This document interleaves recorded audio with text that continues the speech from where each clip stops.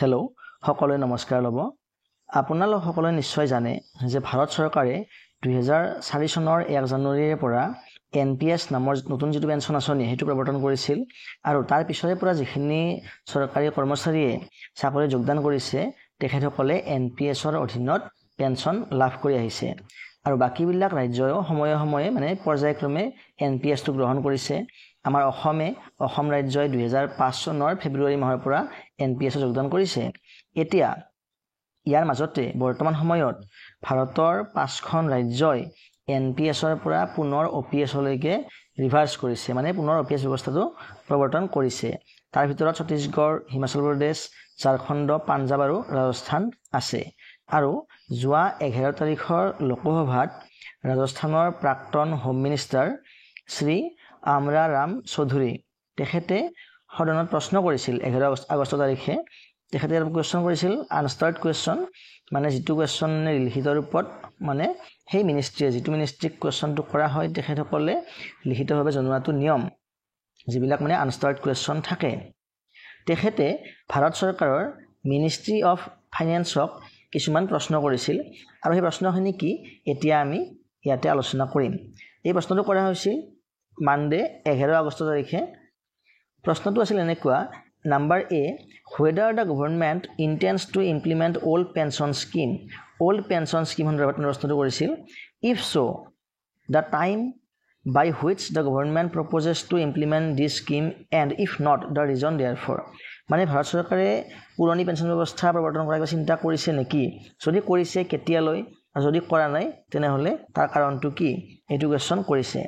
Next B নম্বৰত কৰিছে যে whether the government proposes to return the corpus of new pension scheme। মানে কি কৈছে যে নতুন পেঞ্চন স্কিমৰ যিখিনি কৰ্পাছ আছিল সেই কৰ্পাছখিনি মানে যিখিনি মানে ৰাজ্যই কি কৰিছে পুৰণি পেঞ্চন ব্যৱস্থালৈকে ৰিভাৰ্চেল কৰিছে, সেই ৰাজ্যসমূহক যিখিনি মানে NPSৰ কৰ্পাছ জমা হৈ আছে কৰ্মচাৰীবিলাকৰ সেইটো ঘূৰাই দিয়াৰ কিবা প্ৰস্তাৱ লৈছে নেকি। To the states which have implemented old pension scheme, if so, যদিহে কৰিছে the details thereof, তাৰ যিখিনি ডিটেইলছখিনি বিচাৰিছে, and if not, যদিহে কৰা নাই the reasons therefore, and যদিহে ঘূৰাই দিয়া ব্যৱস্থাটো চিন্তা কৰা নাই তাৰ কাৰণটো কি। আৰু C নম্বৰ সুধিছে the number of states which have implemented old pension scheme along with the amount of pension fund deposited with the government by these states and the time by which the fund is likely to be returned to the states। মানে OPS প্ৰৱৰ্তন কৰা ৰাজ্যবিলাকৰ সংখ্যাটো আৰু তেওঁলোকৰ কিমান টকা কি হৈ আছে চেন্ট্ৰেল গভৰ্ণমেণ্টৰ ওচৰত মানে NPS ফাণ্ড হিচাপত জমা হৈ আছে সেই কথাখিনি সুধিছে। লগতে সেই টকাখিনি কেতিয়ালৈকে চৰকাৰে ৰাজ্যসমূহক ঘূৰাই দিব। আৰু ইয়াৰ উত্তৰত minister of state for finance মানে ৰাজ্য বিত্তমন্ত্ৰী মাননীয় শ্ৰী পংকজ চৌধুৰীদেৱে উত্তৰ দিছে কি বুলি যে দেয়াৰ ইজ A নম্বৰত কৈছে there is no' proposal under consideration of the government of India for restoration of old pension scheme in respect of central government employees. মানে বৰ্তমান সময়ত কোনো মানে প্ৰস্তাৱ লোৱা হোৱা নাই যে OPSটো পুনৰ প্ৰৱৰ্তন কৰা হ'ব, মানে যিখিনি কেন্দ্ৰীয় চৰকাৰৰ কৰ্মচাৰী আছে তেওঁলোকৰ কাৰণে। The government had moved away from OPSৰ পৰা চৰকাৰে বৰ্তমান মুভ কৰিছে, অৰ্থাৎ এইটো চিন্তা সম্পূৰ্ণ বাদ দিছে। Due its unsustainable fiscal liability on the government exchequer. মানে OPS প্ৰৱৰ্তন কৰিলে যিমানখিনি বিত্তীয় বোজা ভাৰত চৰকাৰৰ ওপৰত পৰিব সেই বোজাটো ভাৰতে বহন কৰিব নোৱাৰাৰ কাৰণে বা অসমৰ্থ হ'ব পাৰে কাৰণে OPSৰ চিন্তাৰ পৰা ভাৰত চৰকাৰে ফালৰি কাটিছে। B আৰু C নম্বৰ যিটো কুৱেশ্যন সুধিছিল তাৰ উত্তৰত কি কৈছে the state government which have inform the government pension fund regulatory and development authority PFRDA about reversion from national pension system to OPS and the details of pension fund under NPS as on 31/7/2025 are as below। মানে যিখিনি ষ্টেটে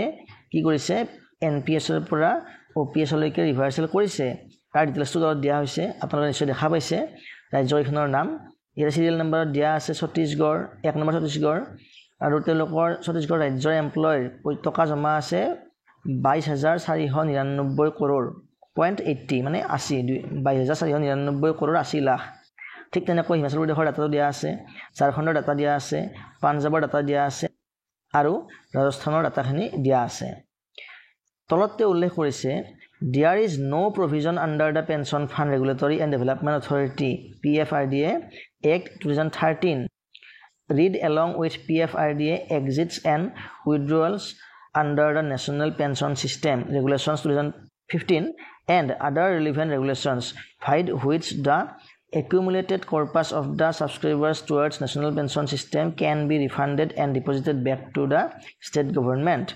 মানে কি কৈছে there is no provision একদম clearly কৈছে there is no provision under the Pension Fund Regulatory and Development Authority মানে pension fund regulatory and development অথৰিটিৰ আণ্ডাৰত এনেকুৱা কোনো ব্যৱস্থা নাই যে যদিহে কোনো ক্ষেত্ৰত কোনো এখন ৰাজ্যই NPSৰ পৰা OPSলৈ ৰিভাৰ্চেল কৰে তেনে ক্ষেত্ৰত সেইখন ৰাজ্যৰ যিখিনি কৰ্মচাৰীৰ ফাণ্ড জমা হৈ থাকিব PFRDৰ ওচৰত সেই ফাণ্ডখিনি ৰাজ্য চৰকাৰক ৰিটাৰ্ণ কৰা নহ'ব এতিয়া ইয়াতে এইটো কথা উল্লেখ কৰা হোৱা নাই যে সেই ফাণ্ডখিনি কাক ৰিটাৰ্ণ কৰিব আৰু কেতিয়া ৰিটাৰ্ণ কৰিব এইটো কথা স্পষ্টভাৱে দিয়া হোৱা নাই কিন্তু এটা কথা আপোনালোকে নিশ্চয় জানে যে যেতিয়া এগৰাকী NPS সাবস্ক্ৰাইবাৰে মানে কৰ্মচাৰীয়ে ৰিটায়াৰ লয় সেই সময়তে তেখেতে NPSৰ ফাণ্ডখিনি উলিয়াব পাৰে সেই ৰিটায়াৰটো হয়তো VRS হ'ব পাৰে নাইবা একেবাৰে সুপাৰএনুৱেশ্যনো হ'ব পাৰে মানে যেতিয়া প্ৰকৃত অৱসৰ ল'ব সেই দিনটোও হ'ব পাৰে গতিকে সেই সময়তে সেই ফাণ্ডখিনি পোৱা যায় এতিয়া যদিহে কিবা ক্ষেত্ৰত মানে কোনো এখন ৰাজ্যই কি কৰে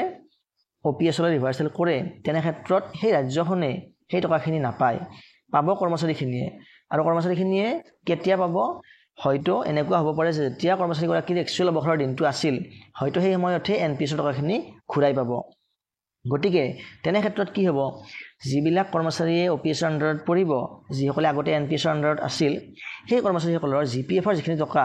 সেইখিনি টকা OPSলৈ প্ৰৱৰ্তন হোৱাৰ পিছৰ পৰাহে জমা হোৱা ষ্টাৰ্ট হ'ব আৰু আগৰ টকাখিনি NPS একাউণ্টতে থাকি যাব সেইখিনি টকা হয়তো GPF একাউণ্টলৈকে মানে ট্ৰান্সফাৰ হয়তো নহ'ব এইটো মানে মোৰ ধাৰণা বাকি আপোনালোকে কি ভাবে এই বিষয়ে কমেন্টত জনাব আৰু চৰকাৰে পিছত কি ডিসিশন লয় এই বিষয়ে আমি নিশ্চয় গম পাম কিন্তু এই যিখিনি কোৱেশ্চন আনসাৰ যেটো সেশন আছিল